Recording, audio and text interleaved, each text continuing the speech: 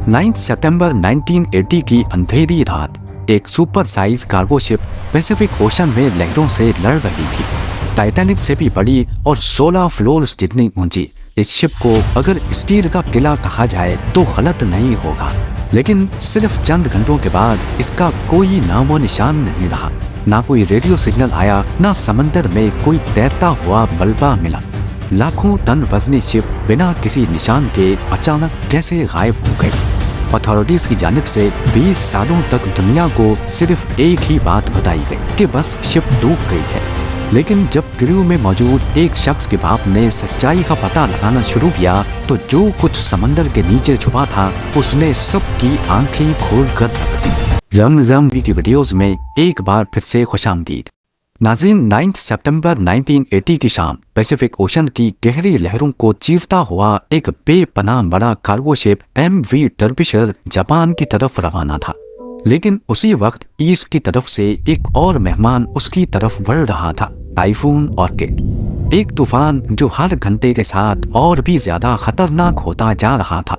MV डर्बिशर पिछले 8 हफ्तों से मुसलसल सफर कर रही थी। कनाडा की आयरन माइन से 1,50,000 टन लोहा उठाने के बाद अटलांटिक ओशन को पार किया, अफ्रीका के सदर्न किनारे से गुजरी और इंडियन ओशन की लहरों को छानती हुई अब आखिरी मंजिल के करीब थी। शिप पर 42 तजर्बाकार लोग, जिसमें इंजीनियर्स, हेल्पर्स और एक्सपर्ट्स शामिल थे, अब बस अपने सफर के आखिरी चंद घंटे गिन रहे थे। लेकिन शायद किस्मत को कुछ और ही मंजूर था। शिप के कैप्टन जाफरी अंडरहिल, जिनको 20 साल का एक्सपीरियंस था, वो इस मिशन के जिम्मेदार थे। उनकी बीवी भी इंग्लैंड से जापान आ चुकी थी, लेकिन उनका मिलना अब सिर्फ एक ख्वाब बनकर रह जाएगा। कई दिनों से कैप्टन अंडरहिल वेदर रिपोर्ट्स पर भरोसा कर रहे थे। वो अपने कैरियर में ऐसे कई तूफान देख चुके थे। उन्हें यकीन था कि डर्बिशर टाइफून को आसानी से फेस कर सकती है। इस मकाम पर सेफ हार्बर भी काफी दूर था, लिहाजा तूफान से लड़ना ही आखिरी हल था। कैप्टन ने स्पीड कम की और शिप की डायरेक्शन लहरों की तरफ थोड़ी सी घुमा दी। तूफान के दौरान शिप्स आम तौर पर ऐसा ही करती हैं ताकि स्टेबिलिटी बरकरार रहे। साथ ही कैप्टन ने एक इमरजेंसी मैसेज भी सेंड किया, जिसमें उन्होंने हालात के बारे में आगाह किया और शिप की करंट लोकेशन भी भेज दी। पर तूफान का गुस्सा बढ़ता जा रहा था। लहरें 10 मीटर से भी ऊंची हो चुकी थीं, कुछ तो डर्बिशर के बराबर की लंबाई तक जा चुकी थी। 1000 फीट लंबाई के साथ डर्बिशर टाइटैनिक से भी लंबी और चौड़ी थी और इसकी ऊंचाई 16 स्टोरी बिल्डिंग जितनी। यह कोई आम शिप नहीं, एक state of the art steel का किला था और इसको बनाया ही दुनिया के सबसे खौफनाक समंदर से टकराने के लिए था। और इसीलिए ही कैप्टन के लिए टाइफून ऑर्किड एक मामूल का हिस्सा लग रहा था। लेकिन समंदर की अंधेरी गहराइयों में कुछ ऐसा होने जा रहा था जो किसी ने कभी सोचा भी नहीं था।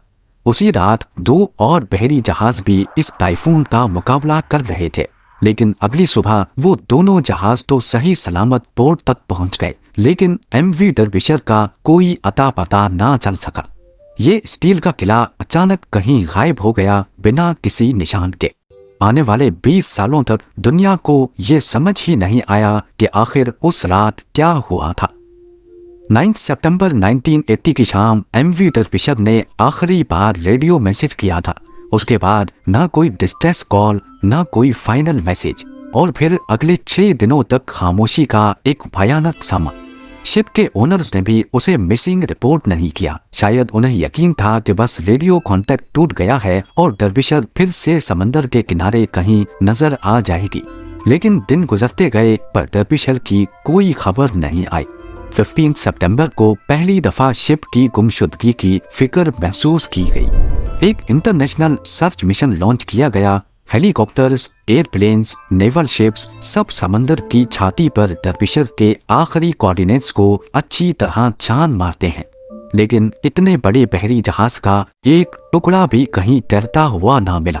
6 दिनों के बाद सर्च ऑपरेशन बंद कर दिया जाता है। अथॉरिटीज ने ये कहकर मामला रफा दफा कर दिया कि बस समंदर ने उसे निगल लिया, और ये नतीजा फौरन बिना किसी इन्वेस्टिगेशन के निकाल लिया गया। जिस तेजी से सर्च ऑपरेशन और इन्वेस्टिगेशन खत्म हुई, उसी तेजी से न्यूज कवरेज भी। एमवी डर्बिशर के क्रू की फैमिलीज ने कई रिक्वेस्ट भेजी, लेकिन उन्हें सिर्फ इतना बताया गया कि इन्वेस्टिगेशन करने जैसा कुछ है ही नहीं। मरने वालों के खानदान से ये बात हजम ना हुई। उनको ऐसा लग रहा था जैसे कोई बात जानबूझकर छुपाई जा रही हो। एमवी डर्बिशर एक स्टील का आलमगीर जायंट ब्रिटेन के मशहूर स्वान हंटर शिपयार्ड में सिर्फ 4 साल पहले बनाया गया था।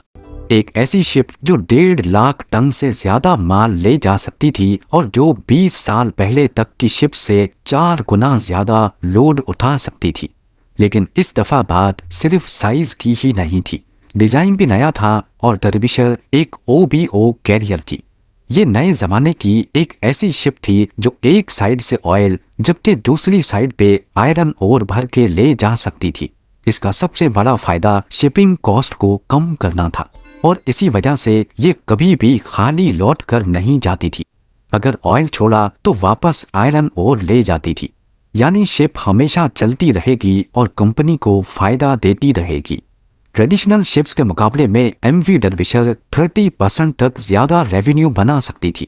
इसका शुमार ब्रिज क्लास की शिप्स में होता था और उस वक्त ऐसी सिर्फ 6 ही शिप्स पूरी दुनिया में अवेलेबल थी। इसे ब्रिटेन के स्वान हंटर नामी शिपयार्ड ने बनाया था। उस वक्त इस कंपनी को काफी चैलेंजेस का सामना करना पड़ रहा था, क्योंकि उनका मुकाबला था जापान और साउथ कोरियन शिपयार्ड से, जो वही शिप्स ज्यादा सस्ती और ज्यादा जल्दी बना रहे थे। स्वान हंटर जो कभी दुनिया की शिप बिल्डिंग इंडस्ट्री का बेताज बादशाह हुआ करता था, अब जापानीज और साउथ कोरियन कंपनीज की वजह से काफी दबाव का शिकार था।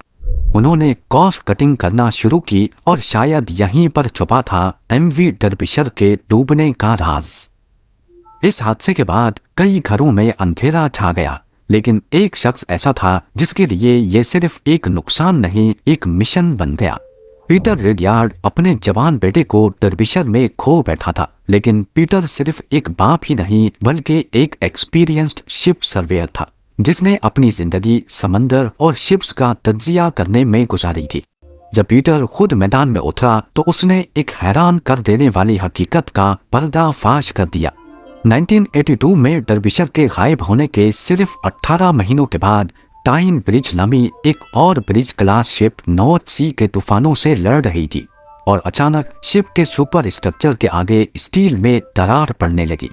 कैप्टन ने फौरन एवैक्यूएशन का हुक्म दिया और क्रू को एयरलिफ्ट करके बचा लिया गया। इस हादसे में शिप को बचा लेना किसी मौजे जैसा ही था, क्योंकि शायद कुदरत भी इस बार सच्चाई दिखाना चाहती थी। जब पीटर ने उस शिप का ठीक से मुआयना किया तो पता चला कि शिप के फ्रंट साइड के एक हिस्से पर क्रैक्स पड़ चुके थे। मजीद कुछ डॉक्यूमेंट्स पढ़ने के बाद उनको मालूम पड़ा कि सिर्फ यही नहीं बल्कि हर ब्रिज क्लास शिप में क्रैक्स डेवलप हो चुके हैं और ये क्रैक्स सिर्फ एक ही जगह पर पड़ रहे हैं। और फिर ये शिप्स चुपके से रिपेयर के लिए पोर्ट्स में बुलाई जा रही थी। सिर्फ इतना ही नहीं, पीटर ने एक और हैरत अंगेज चीज ढूंढ निकाली। ये शिप्स ओरिजिनल डिजाइन प्लान्स के मुताबिक नहीं बनाई गई थी। कुछ हिस्से ऐसे थे जिन्हें जल्दबाजी में ओरिजिनल डिजाइन से हटकर बनाया गया था। पीटर के हाथ अब एक ऐसा सबूत लग चुका था जो शायद एमवी डर्बिशर की इन्वेस्टिगेशन को दोबारा खोल सके। पीटर ने ये सारे सबूत इकट्ठे किए और डिपार्टमेंट ऑफ ट्रांसपोर्टेशन को भेज दिए, लेकिन उन्होंने कोई एक्शन लेने के बजाय सिर्फ इतना कहा कि डर्बिशर के डूबने की प्रॉपर इन्वेस्टिगेशन अब हो चुकी है और नई इंक्वायरी का कोई प्लान नहीं है। अथॉरिटीज ने कान बंद कर दिए, लेकिन मरने वालों की फैमिलीज ने जुबान खोल ली। 1984 में उन्होंने डर्बिशर फैमिली एसोसिएशन बना ली, जिसका सिर्फ एक ही मकसद था कि सच से पर्दा उठा कर रहेंगे। नवंबर 1986 में एक और ब्रिज क्लास शिप जिसका नाम कोलून ब्रिज था, आयरलैंड के कोस्ट के पास समंदर में ही क्रैक्स पड़ने की वजह से ग्राउंड हो गई। अटलांटिक के रफ समंदर से गुजरते वक्त उसका हल जो पहले ही कमजोर हो चुका था, समंदर के झटकों का सामना नहीं कर सका। कोलून ब्रिज 6 में से आखिरी ब्रिज क्लास शिप थी जिसमें वो खास रिपेयर वर्क नहीं हुआ था जो पीटर ने दूसरी शिप्स में ढूंढा था। लेकिन अब की बार ब्रिटिश गवर्नमेंट चुप नहीं बैठी और दोबारा से एक नई इन्वेस्टिगेशन खोलने का इरादा किया। पीटर और दूसरी फैमिलीज को उम्मीद की एक किरण दिखाई दी। अगले 6 महीनों तक मुख्तलिफ एक्सपर्ट्स ने इस इन्वेस्टिगेशन में अपनी अपनी राय दी। किसी ने डिजाइन पर दोष दिया तो किसी ने समंदर को।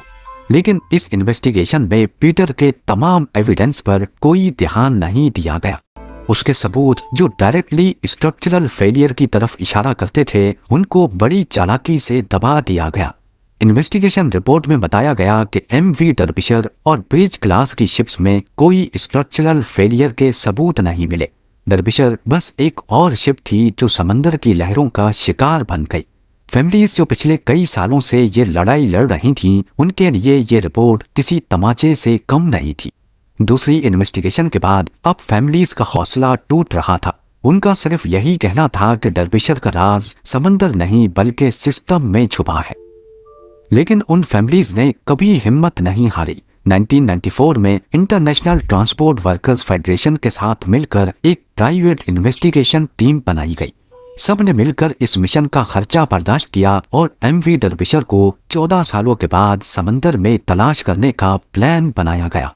हैरत अंगेज तौर पे सिर्फ 23 घंटों के अंदर अंदर सतह समंदर से 4 किलोमीटर नीचे डर्बिशर को वन पीस में ढूंढ लिया गया। ये वाकई एक बहुत बड़ी कामयाबी थी, लेकिन इस गुत्थी को सुलझाने के लिए समंदर के अंदर शिप के एक एक हिस्से की फोटो ली गई और अगले 6 सालों तक इन्वेस्टिगेशन चलती रही। 6 सालों बाद इन्वेस्टिगेशन रिपोर्ट में सारी हकीकत खुलकर सामने आ गई। मालूम पड़ा कि शिप के सबसे आगे एक स्टोर बना होता है जिसे बोसन स्टोर कहते हैं।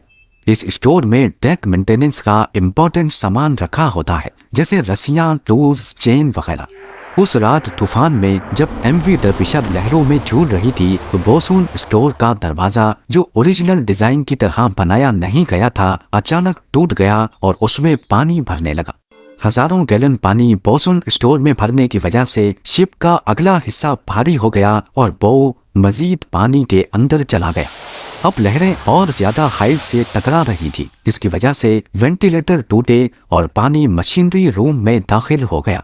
डर्बिशर का बो और ज्यादा झुक गया और फिर एक बड़ी लहर में टेनिस कोर्ट जितना बड़ा कंटेनर जहां आयरन ओर रखा गया था, उसका हैच कवर भी टूट गया। अब पहले एक कंटेनर में पानी भरा, जिसकी वजह से अगला हिस्सा मजीद नीचे गया और देखते ही देखते सारे कंटेनर्स एक एक करके पानी के अंदर चले गए। और फिर डर्बिशर, जो ब्रिटेन की सबसे बड़ी वेसल थी, पैसिफिक ओशन के अंधेरों में डूब गई। जब इन्वेस्टिगेशन रिपोर्ट को शाया किया गया तो मालूम पड़ा कि जिस कंपनी ने ये तमाम ब्रिज क्लास शिप्स बनाई थी, उन सब के बोसून स्टोर के पास क्रैक्स थे और सभी के हैच कवर्स नाजुक और स्टैंडर्ड के हिसाब से नहीं बनाए गए थे। शुरुआत में फैमिलीज का ख्याल था कि शायद शिप में कोई स्ट्रक्चरल फेलियर था, लेकिन इन्वेस्टिगेशन में पता चला कि कोई मेजर डिजाइन फॉल्ट नहीं, बल्कि छोटी छोटी कोताहियों की वजह से एक महान स्टील का किला डूब गया। 1970s के दौरान हर साल कई शिप्स डूब जाती थी। अथॉरिटीज के लिए ये एक नॉर्मल बात और नंबर गेम रह गया था, लेकिन डर्बिशर की फैमिलीज ने अपनी प्राइवेट इन्वेस्टिगेशन करके शिपिंग इंडस्ट्री को एक्सपोज कर दिया। उसके बाद नए शिप डिजाइन्स आए, रूल्स और ज्यादा सख्त हुए और सेफ्टी इंस्पेक्शंस पर ध्यान दिया जाने लगा। उन्होंने सिर्फ एक जहाज नहीं ढूंढा, बल्कि पूरी इंडस्ट्री को बदलने पर मजबूर कर दिया। आज भी शिपिंग इंडस्ट्री के कई रूल्स ऐसे हैं जिन्हें MV डर्बिशर की वजह से बनाया गया था, जो खुद पैसिफिक ओशन में 4 किलोमीटर नीचे ओशन फ्लोर पर खामोशी से पड़ी है। उम्मीद है रमज़म TV की ये वीडियो भी आप लोग भरपूर लाइक और शेयर करेंगे। आप लोगों के प्यार भरे कमेंट्स का बेहद शुक्रिया। मिलते हैं अगली शानदार वीडियो।